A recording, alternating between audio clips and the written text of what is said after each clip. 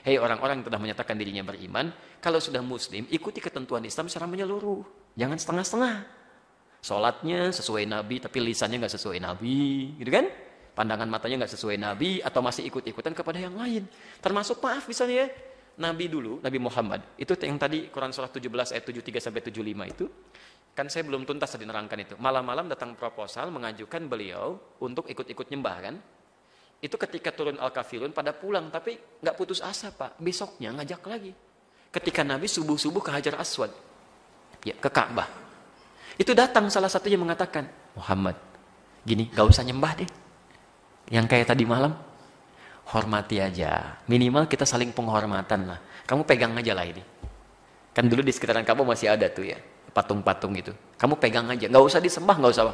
Cuman pegang aja begini untuk menghormati kita. Itu hampir-hampir terjadi pergolakan dalam jiwa Nabi. Ya, Nabi sampai mengatakan, ini kan saya cuma megang aja. Dia kan dalam jiwanya itu, cuma megang aja, tidak akan berpengaruh apa-apa. Dengan seperti itu justru nanti saya akan lebih lapang ibadahnya. Tiba-tiba ketika lintasan itu ada dalam pikiran, kemudian sebelum itu terjadi, nah ini sifat maksum. Maksum itu dijaga dari berbuat salah. Turunlah wahyu di Quran surah 17 ayat 73-75 itu. Wa in kadu la yaftinunnaka 'anil ladzi auhayna ilaika ghairah. Hampir-hampir ya ada orang yang bisa mempelesetkan engkau untuk berpaling dari tuntunan wahyu kami. Itu hampir-hampir sampai kemudian turun ayat itu.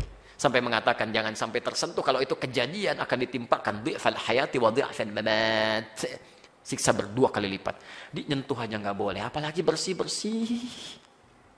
Itu ada anak-anak pakai kerudung, anak-anak SD, anak-anak SMP, diminta bersih-bersih tempat ibadah orang lain. Allah, dosanya banyak itu. Tolong aduh anak cucu kami jangan dibawa seperti itu ya. Tolong jangan dipelesetkan itu. Kalau Anda mau ingkar aja sendirian, jangan ngajak-ngajak orang lain. Itu pun kami doakan supaya bertobat itu kan. Jadi tolong jangan mengajak kemaksiatan. Kalau nggak paham agama, berkonsultasi. Jangan mengajak orang lain melakukan kesalahan yang fatal.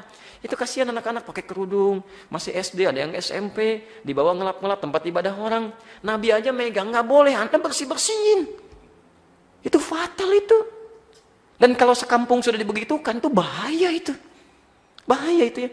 Harus diingatkan ya, ulama-ulama setempat mesti mengingatkan itu, mesti mengingatkan dan sebagainya. Ya. Jadi jangan sampai kebaikan-kebaikan dunia mengalahkan nilai-nilai akhirat. Itu fitnah paling besar itu, ujian terberat itu. Ujian terberat itu datang dari orang baik yang menyimpang, itu paling berat. Ya, orang yang kelihatan baik tapi menyimpang itu paling berat. Sehingga ketika akan diluruskan ya sudah pada ngasih duluan, ya kan sudah dibiayain, sudah dibeasiswain, jadi sulit nolaknya. Itu yang berbahaya itu. Allahu Akbar, itu masih biasa Pak, apalagi Dajjal yang turun. Dajjal yang turun. Dajjal itu Allahu Akbar ya, nunjuk ke langit hujan, turun hujan. Nunjuk ke tanaman mati dia tuh. Jadi kalau yang kecil aja belum kuat, apalagi yang besar-besar. Yang kecil-kecil tuh baru handphone, ini uang. Itu baru yang kecil-kecil. Udah 10.000 orang, apalagi Dajjal beneran yang turun. Jadi kalau yang kecil aja Anda belum bisa menjaga kekuatan iman, apalagi padang dahsyatnya itu.